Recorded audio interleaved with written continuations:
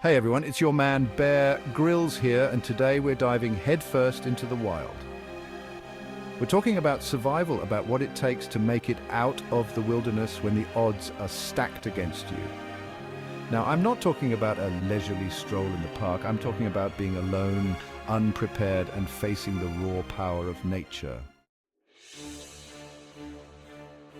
Right, the first thing you need to remember when you're stranded is that panic is a survival killer. It clouds your judgment and wastes precious energy. So the moment you realize you're in a survival situation, take a moment to calm yourself. Panic will only make things worse. Take a deep breath, assess your surroundings, and prioritize. Your mind is your most powerful tool in a survival situation. Use it wisely. Look around and take stock of what you have and what you need. And the number one priority always is water. Without it, you're done before you've even started. The human body can survive for weeks without food, but only a few days without water. Dehydration can set in quickly, especially in hot or dry environments. Now, finding water in the wild isn't always easy, but it's not impossible.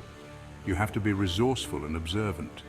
Water can be found in many places if you know where to look. Sometimes it might be hidden just beneath the surface. Nature always provides, you just got to know where to look. Streams, rivers, and lakes are obvious sources, but they aren't always available. You might have to rely on less obvious sources like dew on plants, rainwater collected in natural containers, or even digging for groundwater. Keep your eyes peeled for any signs of live animal tracks leading to a water source, birds circling overhead, lush green vegetation that signals a water source nearby. These are your lifelines. Animals need water just as much as we do, and they often know where to find it. Remember those trusty insects? Yeah, they can be your guide too. Insects are often found near water sources. If you see a lot of insect activity, especially around dawn and dusk, there's a good chance water is nearby. Mosquitoes, dragonflies, they all love a bit of moisture. These insects are often found near standing water or slow-moving streams. Follow them and you might just find what you're looking for. Follow them and you might just find yourself a watering hole. It's a bit like nature's treasure map. The more signs you can read, the better your chances of finding water.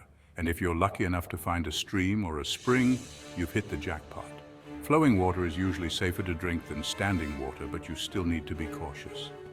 But remember, always purify the water before you even think about taking a sip.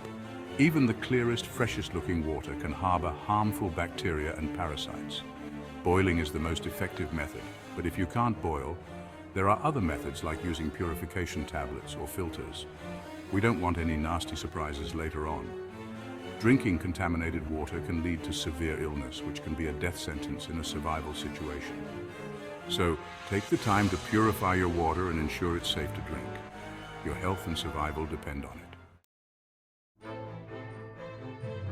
So you've found your water source, you've quenched your thirst, and now you're feeling a bit more energized. Water is essential, but it's just the beginning of your survival journey. Out here in the wilderness, every decision you make can be a matter of life and death.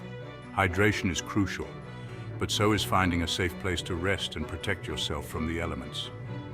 Now it's time to think about shelter.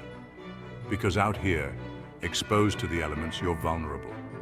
Hypothermia can set in quicker than you think, especially when the temperature drops at night, or if you get caught in a sudden downpour. A good shelter can mean the difference between a comfortable night and a dangerous one. And trust me, you don't want to be caught out in the open when the storm hits. Now, look around you. What resources do you have? Trees are your best bet. Find a sturdy branch, something that can act as the backbone of your shelter. Then gather smaller branches and foliage to create a sloping roof. The key here is to create a barrier between you and the elements. Wind, rain, snow, your shelter needs to withstand it all. But building a shelter isn't just about throwing together some branches and leaves. You need to think strategically. Look for natural formations that can offer some protection, like a rock overhang or a fallen tree. These can provide a good starting point and save you some effort. Once you've found your spot, start by laying down a thick layer of leaves and dry grass on the ground. This will act as insulation, keeping you off the cold, damp earth. Next, construct the frame of your shelter. Use the sturdy branch as the main support and lean smaller branches against it to form a sloping roof. Cover this frame with more branches, leaves, and any other foliage you can find. The goal is to create a dense, waterproof barrier.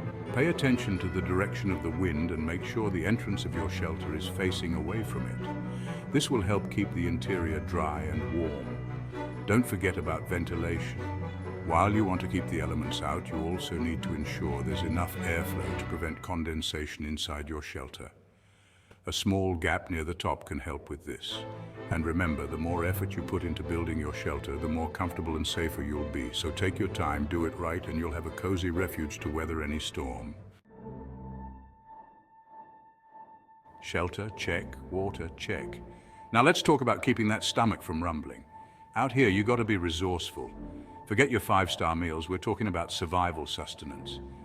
Now, before you go stuffing your face with anything that looks remotely edible, remember this: when it comes to plants, unless you're 100% certain it's safe, don't eat it. One wrong berry could spell disaster. But don't despair. The forest floor is teeming with little critters that pack a protein punch. Worms, ants, grasshoppers, they might not look appetizing, but they'll keep you going. And if you can find a way to cook them, even better. A little fire can make all the difference. Fire is your friend in the wild. It's more than just a source of light. It's a beacon of hope and survival.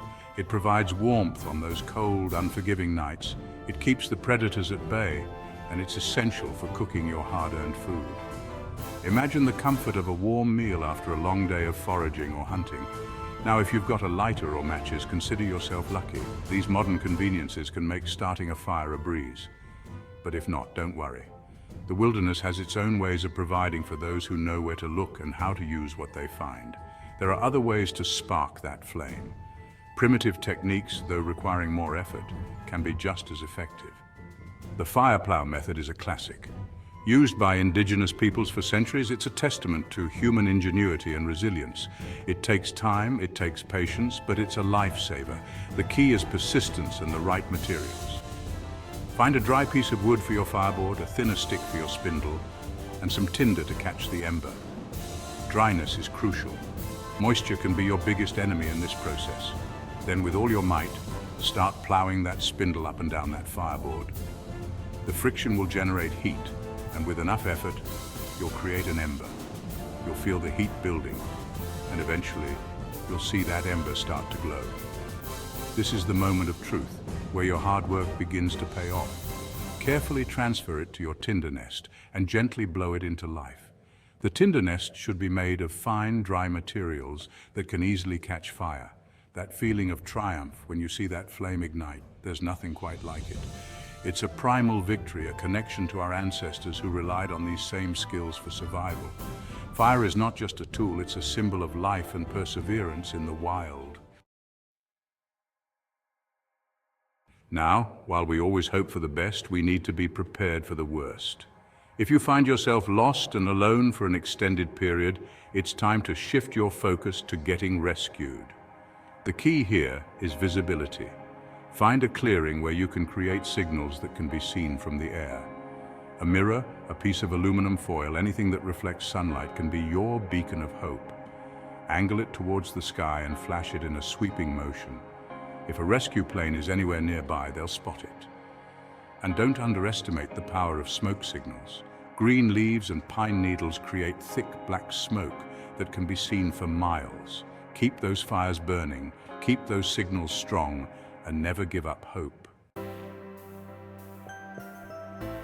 Remember, these are just a few basic survival tips to get you started. The wilderness is a powerful force and it demands respect. So stay safe, happy exploring, and always remember, the human spirit is capable of incredible things. Stay strong, stay positive, and you'll always find your way back. Stay safe and happy exploring. Remember to stay on guided trails, research the area, and carry essential survival supplies. These simple steps can make a world of difference when you're out in the wild. And remember, preparation is key. Before you head out, learn more about the area you're visiting. Pack appropriate clothing and gear and let someone know your plans.